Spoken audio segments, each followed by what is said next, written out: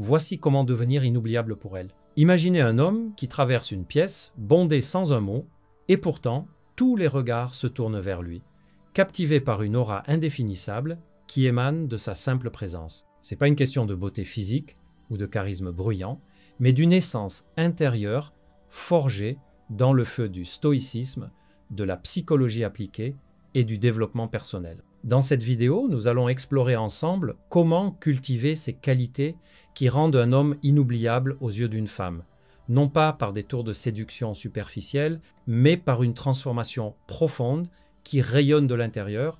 Le stoïcisme, cette philosophie ancienne portée par des penseurs comme Marc Aurèle, Épictète et Sénèque, nous enseigne que le vrai pouvoir réside dans la maîtrise de soi, loin des caprices du monde extérieur. Ajoutez à cela les insights de la psychologie moderne, comme ceux sur l'intelligence émotionnelle, développés par Daniel Goleman, et vous obtenez un cadre puissant pour devenir cet homme que l'on n'oublie pas.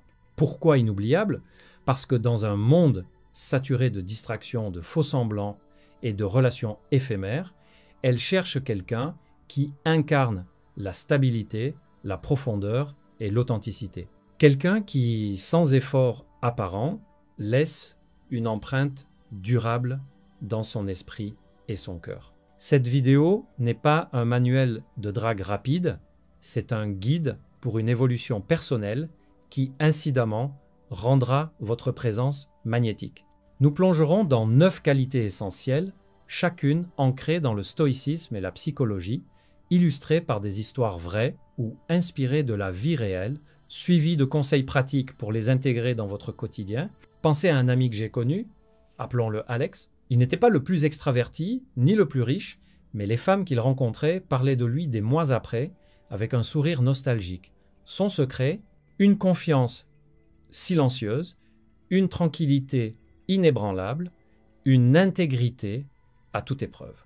C'est ce que nous allons décortiquer. Avant de commencer, rappelez-vous que le vrai changement vient de l'action, pas de la simple écoute. Prenez des notes, appliquez un conseil par jour et observez comment votre vie relationnelle se transforme.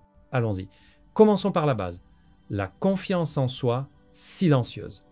Cette fondation invisible qui soutient tout le reste. Transition fluide vers le premier bloc où nous explorons comment une assurance intérieure, loin des fanfaronnades, peut captiver sans un mot. Souvenez-vous d'un soir d'été où un homme ordinaire, assis seul à une terrasse de café, attire l'attention d'une femme passant par là, non par un geste théâtral, mais par la sérénité qu'il dégage, comme s'il portait en lui un secret que le monde ignore. C'est l'histoire de Marcus, un ingénieur discret que j'ai croisé lors d'un voyage en Italie. Marcus n'était pas du genre à dominer les conversations. Il écoutait plus qu'il ne parlait. Et pourtant, lors d'une soirée improvisée sur une plage de la côte amalfitaine, une femme nommée Sofia, une artiste locale, s'est approchée de lui, intriguée par son calme au milieu du chaos des vagues et des rires. Elle lui a confié plus tard que c'était sa confiance silencieuse qui l'avait marqué.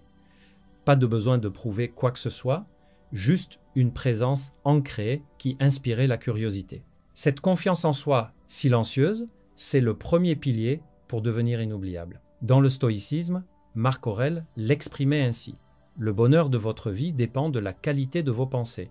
Cela signifie que la vraie confiance naît de l'intérieur, indépendante des validations externes. La psychologie appliquée, via des études comme celle de Carol Dweck sur le mindset de croissance, montre que les personnes avec une confiance authentique voient les échecs comme des opportunités, pas comme des menaces à leur ego. Pour Marcus, cela se traduisait par une posture droite, un regard stable, sans arrogance. Comment cultiver cela? Commencez par une pratique quotidienne. Chaque matin, prenez 5 minutes pour méditer sur vos forces intrinsèques, celles qui ne dépendent pas des autres. Votre résilience face aux défis passés, votre capacité à apprendre. Évitez les comparaisons sociales. Comme Épictète le disait, ça n'est pas ce qui arrive qui trouble les hommes, mais leur opinion sur ce qui arrive. Appliquez cela en identifiant une situation où vous vous sentez insécure, comme une conversation avec une femme attirante, et reformulez votre pensée. Au lieu de « je dois l'impressionner », pensez Je suis complet tel que je suis et je partage ma valeur naturellement. Dans la vie réelle, testez cela lors d'une interaction banale, comme commander un café, maintenez un contact visuel serein, souriez subtilement, sans forcer. Les femmes comme Sophia perçoivent cette assurance comme un aimant, car elle contraste avec l'insécurité bruyante de tant d'hommes. Poursuivez avec des exercices physiques. Marchez avec intention, comme si chaque pas affirma votre place dans le monde. Des recherches en psychologie corporelle, inspirées de Amy Cuddy, démontrent que les postures de pouvoir boostent la testostérone et réduisent le cortisol, renforçant ainsi la confiance intérieure. Imaginez-vous comme un arbre centenaire, racines profondes, branches flexibles, inébranlable face au vent. Pour l'appliquer en contexte relationnel, lors d'un rendez-vous, au lieu de remplir les silences par des anecdotes vantardes, laissez l'espace respirer, votre silence confiant invite l'autre à se révéler, créant une connexion profonde. Marcus a conquis Sophia non par des mots, mais par cette aura qui disait « Je suis bien avec moi-même et tu es la bienvenue dans cet espace ». C'est cette qualité qui rend inoubliable. Elle se sent en sécurité, intriguée, inspirée. Intégrez une citation de Sénèque. « La chance est ce qui arrive quand la préparation rencontre l'opportunité. Préparez votre confiance silencieuse et les opportunités relationnelles fleuriront. » Pratiquez la gratitude pour vos progrès quotidiens. Tenez un journal où vous notez 3 moments où vous avez incarné cette assurance. Au fil du temps, cela devient une seconde nature. Et comme Marcus, vous deviendrez cet homme dont on se souvient, non pour ce que vous dites, mais pour ce que vous êtes. Passons maintenant à la tranquillité et la maîtrise émotionnelle, cette capacité à naviguer les tempêtes intérieures sans éclabousser les autres, comme un capitaine stoïque face à l'océan déchaîné. Prenez l'exemple de Julien, un entrepreneur que j'ai rencontré lors d'un séminaire en France. Julien traversait une période chaotique. Son entreprise vacillait et pourtant, lors d'une soirée networking, il a croisé le regard d'Élise, une consultante dynamique. Au lieu de déverser ses frustrations, il a maintenu une tranquillité qui l'a intrigué. Elle lui a dit plus tard que c'était cette maîtrise qui l'avait rendu accro, comme s'il était un rocher dans un torrent. La tranquillité et la maîtrise émotionnelle, c'est le deuxième bloc essentiel. Le stoïcisme nous rappelle, via Épictète, les hommes sont troublés non par les choses, mais par les opinions qu'ils en ont. Cela implique de distinguer ce que l'on peut contrôler, nos réactions, de ce qu'on ne peut pas. En psychologie, Daniel Goleman parle d'intelligence émotionnelle, reconnaître, comprendre et gérer ses émotions pour mieux interagir. Pour Julien, cela signifiait respirer profondément face au stress, transformant l'anxiété en focus. Comment l'appliquer? Débuter par une technique stoïcienne, la préméditation des mots, chaque soir, anticiper les défis potentiels du lendemain, comme un rejet lors d'une approche, et visualiser une réponse calme. Utilisez la respiration 4-7-8. Inspirez 4 secondes, retenez 7, expirez 8. Cela active le système parasympathique, réduisant l'émotion réactive. Dans une interaction avec elle, si la jalousie surgit en voyant un rival, reformulez « c'est mon insécurité qui parle, pas la réalité ». Des études montrent que cette régulation émotionnelle augmente l'attractivité perçue, car elle projette de la stabilité. Julien a utilisé cela pour transformer une dispute potentielle en conversation profonde, écoutant Élise sans interruption, validant ses sentiments, cultiver la tranquillité par la mindfulness, pratiquer 10 minutes par jour, focaliser sur le présent, loin des ruminations passées ou futures. Marc Aurèle notait « Très peu est nécessaire pour une vie heureuse. C'est tout dans l'esprit, dans votre façon de penser. » Appliquez en évitant les réactions impulsives sur les réseaux. Répondez avec mesure, ou pas du tout. Cela rend inoubliable, car elle voit en vous un havre de paix, contrastant avec le chaos ambiant. Intégrez des routines physiques, yoga ou marche en nature pour ancrer les émotions. Lorsque vous maîtrisez cela, comme Julien, vous devenez magnétique, invitant à la vulnérabilité partagée sans drame. Sénèque ajoutait « Nous souffrons plus souvent en imagination qu'en réalité. Libérez-vous de ces souffrances imaginaires et votre tranquillité rayonnera. » Passez à l'intégrité, cette boussole intérieure qui guide chaque action, rendant votre parole aussi solide que le marbre. Considérez l'histoire de Thomas, un avocat que j'ai connu à Paris. Thomas a refusé une promotion douteuse, préférant l'honnêteté, et c'est cette intégrité qui a captivé Laura, une journaliste qu'il a rencontrée lors d'un débat. Elle a été touchée par sa cohérence entre mots et actes, la rendant inoubliable. L'intégrité, troisième bloc, est au cœur du stoïcisme. Sénèque déclarait « La vie heureuse est celle qui est en accord avec sa propre nature. Cela signifie aligner valeurs et comportements. » En psychologie, l'authenticité, étudiée par Carl Rogers, favorise des relations profondes. Pour Thomas, cela se manifestait par des promesses tenues, même petites. Comment bâtir cela? Identifiez vos valeurs clés, honnêteté, respect, loyauté, et testez-les quotidiennement. Face à une tentation, comme exagérer pour impressionner, choisissez la vérité, cela construit une réputation inaltérable. Des recherches en psychologie sociale montrent que l'intégrité augmente la confiance, clé pour des liens durables. Appliquez en étant congru. Si vous promettez d'appeler, faites-le. Marc Aurèle conseillait « Fais ce qui est juste, dis ce qui est vrai et suis ce qui est bon. » Dans les interactions, admettez vos erreurs sans excuse. Cela humanise et attire. Thomas a conquis Laura en avouant une faiblesse, transformant vulnérabilité en force. Pratiquez le journaling, notez où vous avez été intègre, renforcez le muscle, évitez les manipulations, optez pour la transparence. Cela rend inoubliable car elle sent une fondation solide, pas un château de sable. Épictète soulignait « Ne cherchez pas que les événements arrivent comme vous le souhaitez, mais souhaitez que les événements arrivent comme ils arrivent, et vous serez serein. Alignez-vous à vos principes et l'intégrité suivra. » Glissons vers l'autocontrôle, cette discipline qui transforme les impulsions en choix délibérés, comme un artisan sculptant son destin. Pensez à Victor, un musicien que j'ai croisé à Berlin.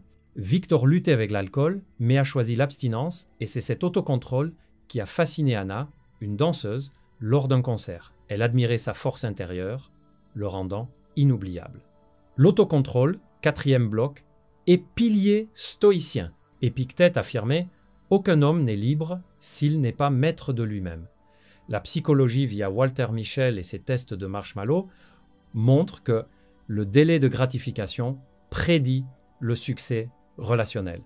Pour Victor, cela signifiait résister aux tentations pour un bien supérieur. Comment développer? Adopter la règle des 10 minutes. Face à une impulsion, attendez 10 minutes. Respirez, évaluez.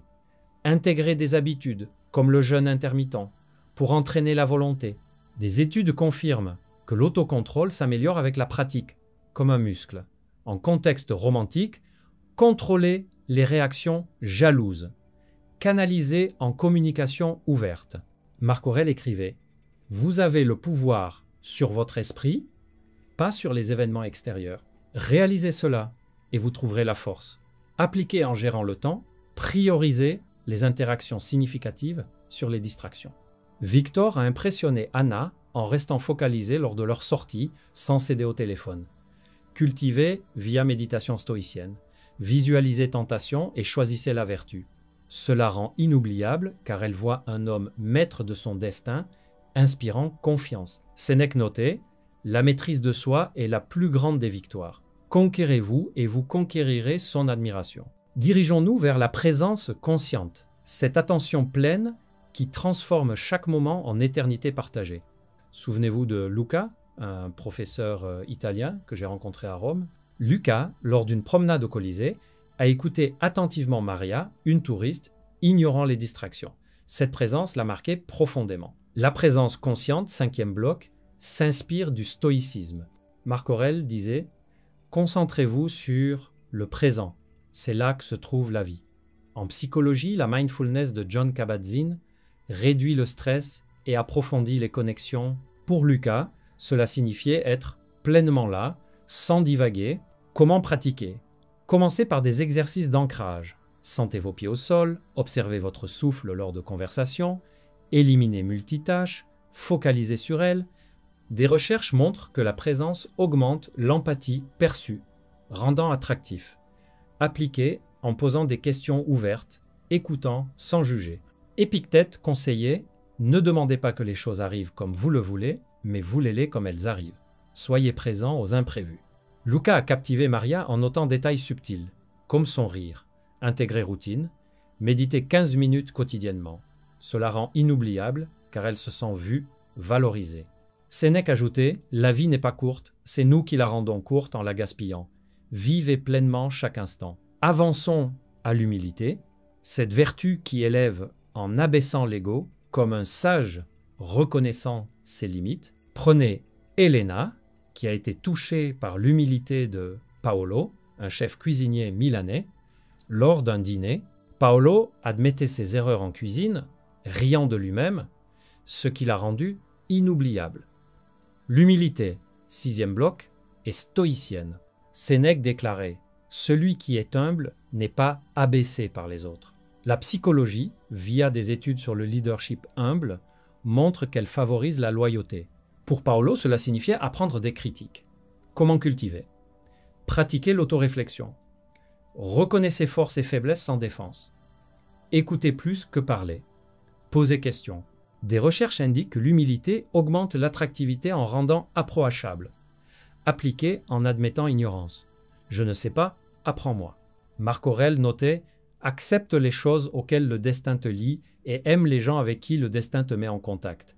Soyez humble dans les succès. » Paolo a charmé Elena en partageant crédit avec son équipe. Journaliser gratitude pour autrui. Cela rend inoubliable, car elle voit authenticité, pas arrogance. Épictète. Si quelqu'un te dit que tu es un âne, ne le contredis pas. Si deux le disent, achète une selle. Riez de vous. Passons à la patience. Cette attente active qui transforme l'impatience en sagesse. Considérez l'histoire de Gabriel, un écrivain français patientant des mois pour conquérir Sophie sans pression. Sa patience l'a rendu inoubliable. La patience, 7e bloc, est stoïcienne. Marc Aurèle. La patience est l'antidote à la colère. En psychologie, elle corrèle avec satisfaction relationnelle. Pour Gabriel, cela signifiait respecter son rythme. Comment développer? Pratiquer la pause, compter à 10 avant de réagir.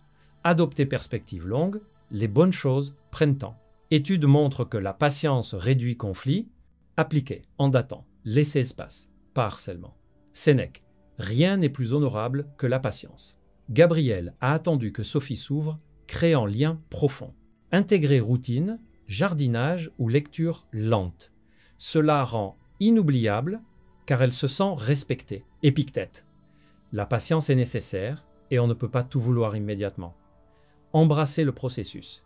Tournons vers la gratitude, cette lumière qui illumine l'ordinaire. Rendant chaque moment précieux, pensez à Diego, un voyageur espagnol exprimant gratitude pour petits gestes de Carla. Cela l'a marqué. La gratitude, 8e bloc, s'ancre dans le stoïcisme. Sénèque. Celui qui est reconnaissant pour peu jouit de beaucoup, psychologie positive via Martin Seligman, montre qu'elle booste bonheur et attractivité. Pour Diego, cela signifiait remercier sincèrement. Comment pratiquer? Tenez journal. 3 gratitudes quotidiennes. Exprimer verbalement. Recherche confirme augmentation de liens. Appliquer en relation. Notez ce que vous appréciez en elle. Marc Aurèle. Quand tu te lèves le matin, pense à quel privilège c'est d'être vivant. Diego a conquis Carla par lettre de gratitude. Cela rend inoubliable car elle se sent valorisée. Épictète. Il n'est pas pauvre celui qui a peu, mais celui qui désire beaucoup. Soyez reconnaissant.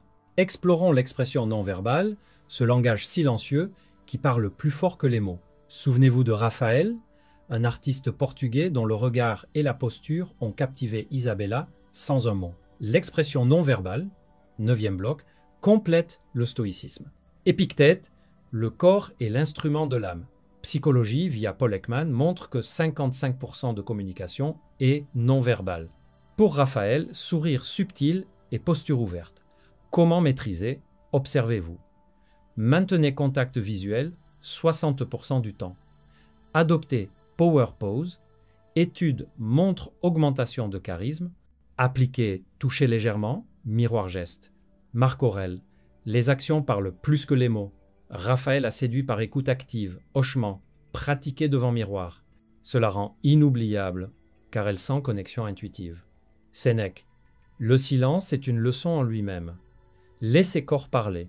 En conclusion, revenir sur ces qualités, de la confiance silencieuse à l'expression non verbale, c'est forger un soi inoubliable, ancré dans le stoïcisme et la psychologie.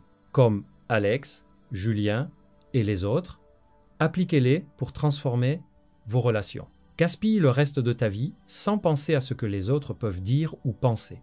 Vivez authentiquement et elle vous verra comme unique. Commencez aujourd'hui, choisissez un bloc, agissez. Merci d'avoir écouté, abonnez-vous pour plus d'inspiration. À bientôt.